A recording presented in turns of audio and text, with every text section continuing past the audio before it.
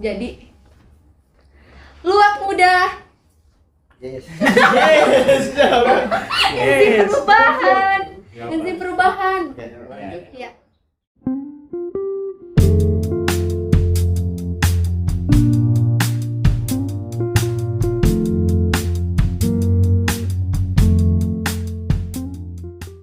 Kembali lagi bersama kita Luak Muda Enzim Perubahan. Kita tadi sudah berbicara panjang lebar kayak gitu ya tentang KUHP, tentang partisipasi masyarakat dan sebagainya. Oke, mungkin kembali lagi kepada Gusti kayak gitu ya. Tadi juga sudah menjelaskan argumentasinya, bagaimana keresahan mahasiswa dan sebagainya, bagaimana partisipasinya, apakah ikut dalam perencanaan itu atau tidak kayak gitu. Oke, yang menjadi pertanyaan itu, yang menjadi keresahan mahasiswa dalam pembentukan demokrasi itu apa sih? Oke, berkaitan dengan demokrasi ya, yang termuat dalam RKUHP yang kini sudah disahkan menjadi KUHP, yang belum, sebagaimana kita tahu meskipun belum akan berlaku. Namun ada beberapa keresahan dari kami yang juga berkaitan dengan demokrasi, yang itu sudah disampaikan juga tadi beberapa oleh Bang Firman, juga disinggung juga oleh Bang Kariswan, itu ada di pasal 218, pasal 219 itu berkenaan dengan pasal penghinaan presiden. Nah, sebagaimana kita tahu, lumayan ya, penjaranya 4 tahun 6 bulan atau denda kategori 4 yang maksimal 150 juta. Kenapa pasal ini menjadi bermasalah bagi kami? Tentunya ini dapat membungkam ataupun mengkebiri daripada demokrasi itu sendiri. Pasal ini sebenarnya juga pernah diatur di KUHP sebelumnya, di pasal 134, 136 bis dan juga 137 KUHP, yang merupakan katanya warisan kolonial Belanda itu. Yang dimaksudkan sebenarnya adalah secara historisnya ini untuk menjaga harkat dan martabat raja atau ratu Belanda. Nah, kemudian mengalami perubahan ketika KUHP ini KUHP warisan Belanda ini diadopsi oleh Indonesia sesuai juga asas konkordansi menjadi pasal penghinaan terhadap presiden dan wakil presiden. Ini kan dua variabel yang berbeda. Sebagaimana kita tahu Belanda dengan raja dan ratunya menggunakan sistem monarki, sedangkan kita demokrasi. Seperti itu. Dan juga pasal ini juga pernah diuji ke Mahkamah Konstitusi dan diputus tidak memiliki kekuatan hukum yang mengikat sesuai dengan putusan MK nomor 013/022/PUU 4 tahun 2006. MK menyatakan bahwa pasal ini tidak berkekuatan hukum karena beberapa pertimbangan dari MK tersebut. Yang pertama yaitu pasal penghinaan ini bertentangan dengan asas equality before the law, atau semua orang itu sama di hadapan hukum, asas persamaan hukum, di mana setiap subjek hukum itu sama di hadapan hukum. Sebagaimana tadi ada Bang Rizwan juga, kenapa kalau memang presiden merasa terhina, kenapa tidak menggunakan pasal penghinaan yang pada umumnya? Kenapa harus disendirikan pasalnya untuk penghinaan, khusus untuk penghinaan presiden sendiri? Nah, teman-teman semua, abang-abang juga, moderator, kami juga sebenarnya sudah bahkan berbicara langsung seperti itu melalui teman-teman Kasrat dengan Pak Wamen Edi, Prof Edi, ini ada gambarnya. Beliau mengatakan mengenai kita itu menggunakan asas primus inter pares, satu dari yang setara, artinya kita dahulukan. Itu yang pertama alasan dia. Kedua, alasan yang dia kemukakan adalah pengendalian sosial. Hukum itu katanya juga direncanakan untuk mengendalikan sosial, di mana sebagaimana kita ketahui seorang presiden ini tentunya memiliki pendukung. Nah, kalau presidennya dihina, pendukungnya marah, hukum harus berperan di situ mengendalikan sosial. Pertama, primus inter pares sudah jelas, misalnya bertentangan dengan asas equality before the law, yang mana dijamin dalam Undang-Undang Dasar 1945 pasal 28D, bahwa semua orang itu sama di hadapan hukum. Oke, saya ini ya, biar tidak ini, saya langsung bunyikan saja pasalnya. Semua orang sama di hadapan hukum dan juga memiliki kepastian hukum itu sendiri di pasal 28D. Nah, di sisi lain, asas equality before law ini memang cocok untuk diterapkan di negara kita yang demokrasi. Bukan kita mendahulukan satu dari yang setara seperti di negara-negara monarki seperti Belanda yang dalam hal ini melakukan kolonialisme yaitu di Indonesia ketika itu. Kemudian kedua, pasal penghinaan presiden ini bersifat subjektif. Sudah juga tadi sebenarnya disampaikan oleh senior-senior ini. Subjektif ini di mana kita tidak tahu indikator pasti mana yang mengkritik presiden, mana yang menghina presiden. Nah, ini akan menjadi pasal yang karet. Bagaimana kita ketahui dapat mengkriminalisasi hal sembarangan. Yang kita takutkan adalah abuse of power tadi. Jadi penyalahgunaan kewenangan atau pasal ini disalahgunakan untuk mengkriminalisasi masyarakat yang kritis. Sebenarnya kritis ini kan dia peduli ya negaranya. Yang kemudian yang ketiga, pasal penghinaan presiden dan wakil presiden ini dinilai membatasi kebebasan berekspresi yang juga sudah dijamin di konstitusi kita pasal 28E ayat 2 dan ayat 3. Dan juga membatasi kebebasan untuk berkomunikasi, juga memperoleh informasi sebagaimana diatur di dalam undang-undang dasar kita juga. Nah, sebagaimana juga kita ketahui bahwa putusan MK ini bersifat final dan mengikat. Iya, gitu. Nah, bila kita perhatikan lebih jauh lagi di penjelasan pasal 218 yang ayat 2 ini dijelaskan bagaimana? Dijelaskan bahwa kritik ini adalah yang bersifat konstruktif dan sedapat mungkin memberikan suatu alternatif maupun solusi dan atau dilakukan dengan cara yang objektif. Hal ini menjadi lucu buat kita.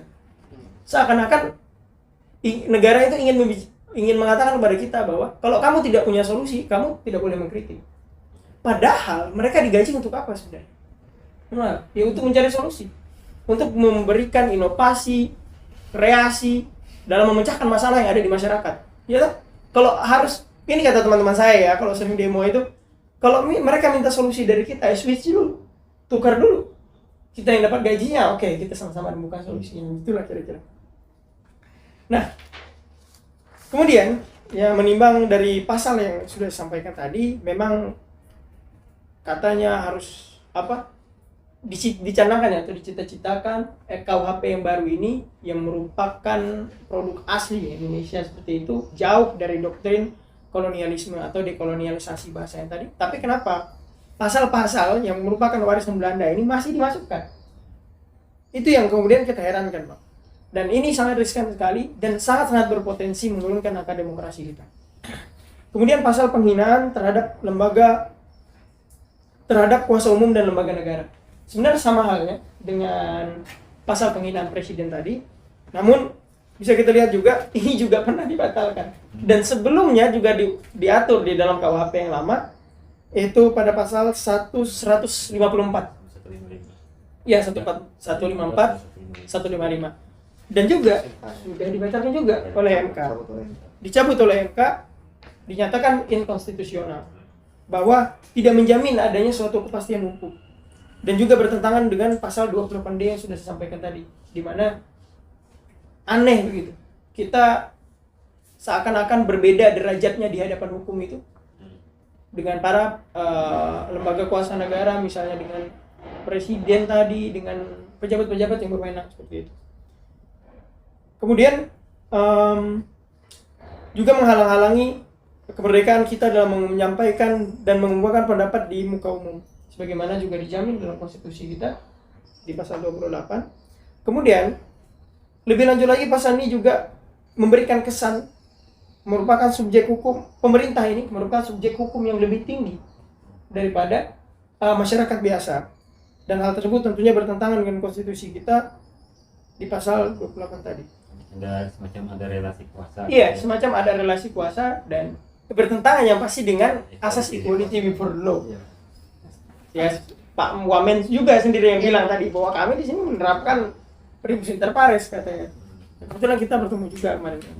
Kemudian sebelum ini ada satu pasal lagi, satu poin lagi yang mau saya sampaikan. Di luar ini ya, di luar yang demonstrasi yang saya sampaikan. Oh iya, langsung masuk ke demonstrasi saja. Pasal 156 mengenai penyelenggaraan pawai, unjuk rasa dan juga demonstrasi. Nah, di pasal RKUHP ini paling lama penjara 6 bulan dan pidana denda paling banyak 10 juta. Sejatinya ini kan kebebasan berekspresi ini dijamin oleh undang-undang di pasal 28E yang berbunyi setiap orang berhak atas kebebasan berserikat, berkumpul, dan mengeluarkan pendapat di muka umum. Juga kemudian dijawantahkan lebih jauh di dalam Undang-Undang Nomor 9 tahun 1998 tentang kemerdekaan mengemukakan pendapat. Nah, mengacu pada pasal 10 Undang-Undang Nomor 9 tahun 1998 tersebut, di pasal 10 bahwa untuk menyampaikan pendapat di muka umum kita harus menyampaikan surat pemberitahuan kepada Polri selama-lambatnya 3 kali 24 jam sebelum aksi demonstrasi itu disampaikan. Nah, ini juga yang mau saya sampaikan. Ini saya sampaikan logikanya dulu ya Bang. Jadi agak aneh sebenarnya bila HAM atau hak asasi manusia yang diakui secara universal di dunia ini kemudian masuk kepada konstitusi kita yang bahkan diatur dalam satu bab dari 28A sampai 28J membahas tentang hak asasi manusia, tapi hak asasi manusia yang begitu besar ini ternyata terhalang-halangi. Hak fundamental, hak yang melekat ini dihalang-halangi hanya karena surat 3 kali 24 jam. Itu sebenarnya juga cukup mengherankan. Tapi sanksi yang diberikan oleh Undang-Undang Nomor 9 tahun 1998 ini adalah sanksi administratif berupa pembubaran. Nah, tadi jadi bahas juga oleh Bang Firman, kenapa sanksi pidana yang awalnya sanksi administratif kemudian dijadikan sanksi pidana. Kenapa sanksi pidana ini dipaksa masuk, dirubah? Nah, seharusnya ketika kita tidak mengirimkan surat kepada Polri dalam 3 kali 24 jam, nah kita misalnya mendapatkan sanksi administratif dengan dibubarkan. Tapi di KUHP yang baru saja disahkan ini, kita mendapatkan sanksi pidana dengan penjara paling lama 6 bulan dan tindak pidana dan pidana denda paling banyak kategori 2, yaitu 10 juta. Ini ya lucu juga bagi kita sebenarnya, karena di dalam di awalnya kan di Undang-Undang Nomor 9 1998 itu mengatakan sanksi administratif. Nah, padahal ada sebuah asas dalam hukum pidana, itu ultimum remedium, bahwa pidana ini sebagai obat terakhir atau sebagai upaya terakhir dalam memecahkan atau menyelesaikan dalam suatu perkara itu. Nah, itu mungkin yang mau kami sampaikan berkaitan dengan khususnya demokrasi ya. Iya, yang mengancam kebebasan berpendapat kita di dalam KUHP yang baru ini, yang sebenarnya ada 2 poin, penghinaan presiden dan penghinaan lembaga kuasa umum negara, yang sebenarnya sudah dinyatakan inkonstitusional oleh MK dan diatur lagi. Padahal pasal-pasal tersebut juga merupakan pasal-pasal peninggalan Belanda, peninggalan kolonialisme Belanda. Sehingga menurut kami RKUHP yang sekarang disahkan menjadi KUHP yang katanya mengandung semangat dekolonialisme itu bullshit. Pasalnya ini diatur kembali pasal-pasal yang kental sekali dengan doktrin kolonialisme itu sendiri. Mungkin itu yang saya sampaikan. Saya membicarakan mengenai demokrasi. Iya, benar. Bukan berarti tidak ada permasalahan-permasalahan lain di luar hal tersebut. Iya, tadi ada pasal santet, kemudian kita ada juga mengkaji mengenai korupsi yang awalnya hukuman pidananya 4 tahun jadi sekarang tinggal 2 tahun. Kemudian ada pasal-pasal kumpul kebo dan lain sebagainya. Itu mungkin peraturan yang ya, berdasarkan pembentukan undang-undang juga tadi melalui tahap perencanaan, penyusunan, pembahasan dan pengesahan ya kan Bang. Dan itu juga harus memastikan aspirasi dan partisipasi masyarakat gitu. Tapi di sini dari Gusti gitu ya, selaku mahasiswa dan juga sebagai masyarakat, saya pun begitu adanya keresahan-keresahan gitu. Nah, menurut pandangan Bang Firman dengan keresahan-keresahan tersebut bagaimana? Baik, terkait dengan pasal 256 ya KUHP ini yang sudah disahkan, saya mencoba menarik. Kalau tadi di posisi sebagai warga negara, saya coba menarik ke posisi pemerintahan. Ya, benar. Jadi sebenarnya pasal 256 itu terkait tentang ada beberapa hal. Ya, hal pertama yang di dalam frasa itu yang mengatakan ketika kita mau berkerumunan atau melakukan misalnya aksi dan lain-lain itu atau berkumpul, itu harus memang melalui izin ya. Maksudnya surat pemberitahuan, bukan izin ya di sini frasanya. Pertama itu. Yang kedua lagi, sekelompok masyarakat ataupun personnya itu yang bisa dipidana. Ini supaya kita tidak multi tafsir ya, tidak ambigu menafsirkan pasal ini. maksud asbabun nuzul pasal ini sebenarnya ketika misal contoh begini supaya lebih konkret ya. Ketika misalnya ada kawan-kawan atau rekan-rekan mahasiswa ini mau aksi, jadi mereka itu harus ini ada surat pemberitahuan ke kepolisian ya, yang memang instrumen atau penegak hukum yang menjaga keamanan. Mertuanya perlu diberitahu. Ya. Mertuanya perlu diberitahu. Siapa? Mertuanya. Mertua kayaknya perlu ya, supaya ada doa dari rumah kan. Nah itu, jadi itu harus ada surat pemberitahuan, karena pemberitahuan itu nanti walaupun terjadi keonaran atau misalnya mengganggu ketertiban umum itu tidak bisa dipidana kalau dia sudah memberikan surat pemberitahuan dalam hal ini ya, ketertiban umum, membuat keonaran dan lain-lain. Itu yang kedua. Yang ketiga lagi, kita jangan salah tafsir juga dengan pasal 256 ini. Sebenarnya filosofi hukum pidana itu ada 3 terkait dengan kepentingan ya. Kepentingan untuk person ya, atau privatnya. Yang kedua itu kepentingan negara dan kepentingan warga negara. Maka dari situ pemerintah pun menghadirkan win-win solution seperti itu. Itu sebenarnya asbabun nuzul ya, norma itu pembuat pasal itu. Nah itu kita berikan apresiasi ya pemerintah. Nah tetapi di dalam pasal 218 saya ini mencoba menarik dari segi sebagai warga negara ya. Kalau melihat pasal 218 ini sangat bermasalah. 218, 240 ya, 240. Kenapa sangat bermasalah? Karena yang saya sampaikan tadi, seorang presiden itu dia melekat sebagai kepala pemerintahan dan kepala negara. Sebab ketika dia melakukan misalnya mengeluarkan kebijakan, maka di situ ada ukurannya dari warga negara itu. Oh, apakah ini kebijakannya kualitasnya baik atau buruk? Nah, maka ketika dia kebijakannya buruk, nah dari situlah mungkin beberapa kritikan daripada misalnya masyarakat. Makanya di sini harus ada solusi di pasal 218 dan saya tawarkan solusinya. Sebenarnya pasal 218 ini harus ada penjelasan atau aturan tambahannya. Kenapa? Yang berbicara terkait tentang pembatasan antara kritik dengan penghinaan itu sampai mana. Jadi kita analogi ya, ketika sebelah kiri ini main sepak bola, sebelah kanan ini main futsal, itu jelas garisnya. Tapi ketika dia ke substansi pasal 218 ini normanya terbuka, lebih abstrak. Padahal yang sudah disampaikan oleh Wakil Menteri ya, Prof. Edward itu di dalam kita penyusunan drafting sampai pengesahan KUHP itu dia normanya konkret. Karena dia delik material.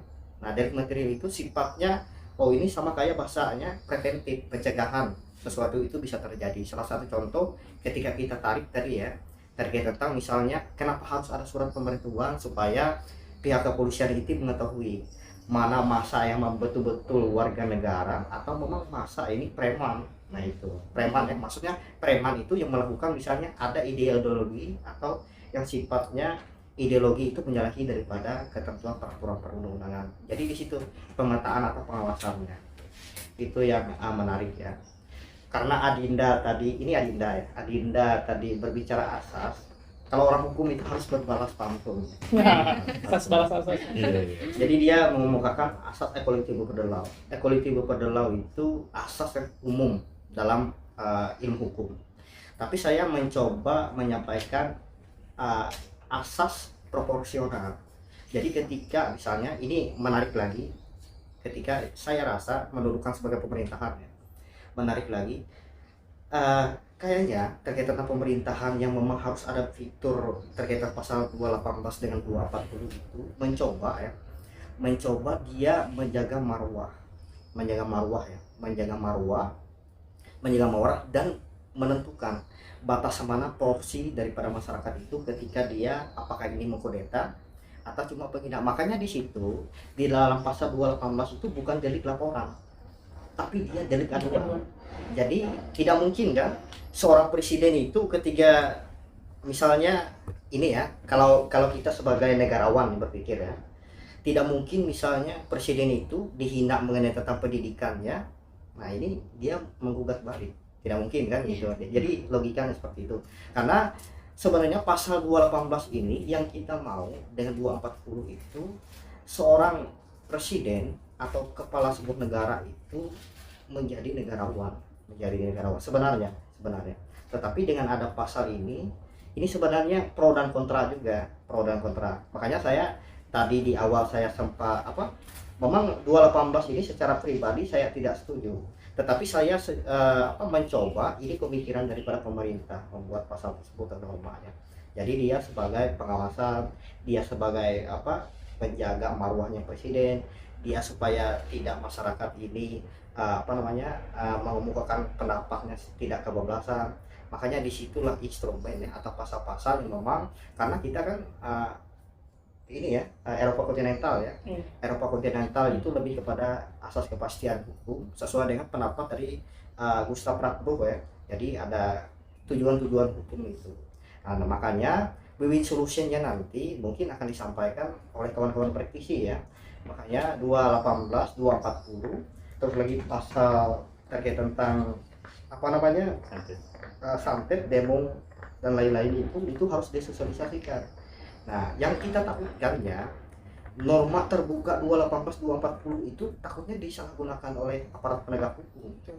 Salah satu yang disampaikan Adinda tadi ketika dia dilain daripada pendapat daripada rejim, ini sebagai pisau cambukan ya untuk yang kontra. Ya itu yang kita takutkan ya. Jikalau memang negarawan, saya yakin dan percaya ini bakalan mulus terkait tentang KUHP ini, walaupun misalnya diuji di di Mahkamah MK ya, MK sesuai dengan pasal 24 ayat C.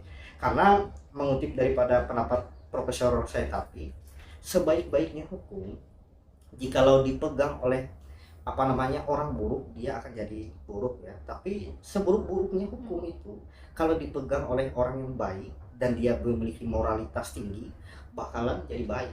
Itu ya dari saya. Oke. Kita membahas panjang lebar ya tentang KUHP. Nah, yang ingin saya tanyakan kepada Bang Rizwan, apa sih perbedaan KUHP yang dulu dengan yang sekarang? Ya, jadi sebenarnya secara umum tadi sudah banyak juga dibahas oleh kedua materi di sebelah saya ini ya. Jadi perbedaannya adalah adanya beberapa perubahan. Jadi namanya perubahan itu tidak secara holistik baru, hanya saja mungkin ada perbaikan dan lain sebagainya. Jadi memang betul bahwa terkait pasal penghinaan itu ada indikasi masih mengusung semangat kolonialisme, ada indikasi ya saya bilang. Nah, akan tetapi memang di sisi lain pemerintah itu telah memasang sabuk pengaman. Itu ada di pasal 218 ayat 2. Di situ sebenarnya sudah dijelaskan juga. Ini yang versi revisi akhir ya, yang pertanggal 6 Desember kemarin disahkan itu. Jadi dalam hal kritik itu disampaikan untuk kepentingan umum yang lebih luas. Nah, maka ia tidak dapat dipidana karena juga di dalam penjelasan pasal 218 ayat 2 itu bahwa diakui dalam kita berdemokrasi, kritik itu menjadi sesuatu yang sangat penting kan ya, seperti itu. Nah, jadi itu pertama di pasal 218 itu perubahannya bahwa saat ini ada delik material dimasukkan ke dalam situ. Kalau misalnya awalnya pasal penghinaan presiden itu dia merupakan delik formil, artinya ketika terjadi penghinaan ya sudah langsung terpenuhi unsur pidananya kan gitu. Jadi dia di pasal yang lama itu tidak dipertanyakan lagi misalnya maksudnya apa, mens reanya. Jadi kalau kita melihat memang kalau dari segi ilmu hukum ini bisa dikatakan sebagai malain prohibita, artinya sesuatu yang sebenarnya kan ini kita jelas, kita ini semua warga negara Indonesia ya, kita kan tidak mungkin ada keinginan untuk menggulingkan pemerintahan ya seperti itu. Nah, artinya mustahil ketika misalnya ini saya dari kacamata penggiat hukum ya, penggiat hukum. Kalau praktisi hukum itu kan agak ini ya, sebenarnya agak berat. Nah, jadi kita sebagai warga negara tentunya kan tidak ada keinginan untuk menggulingkan pemerintahan. Nah, artinya ketika setiap kali warga negara itu akan melakukan demonstrasi, tentunya sebenarnya semangat awalnya itu adalah dalam rangka perbaikan kan, semangat konstruktif kan, seperti itu. Nah artinya ketika kita bicara soal malain prohibita ini kan berarti masyarakat, kesadaran hukum masyarakat meyakini kritik itu bukan sesuatu hal yang jahat. Nah jadi akan tetapi tetap diatur di situ dia sebagai actus reus ya, kegiatan tindakan yang dilarang. Nah, itu yang pertama. Kemudian perbedaan lain lagi secara umum ya, tadi ada di pasal perzinaan. Di pasal perzinaan itu kan tadi sempat dibahas juga ya, bahwa kalau misalnya di KUHP yang lama itu memang betul delik aduan kan, tapi sekarang ada penambahan.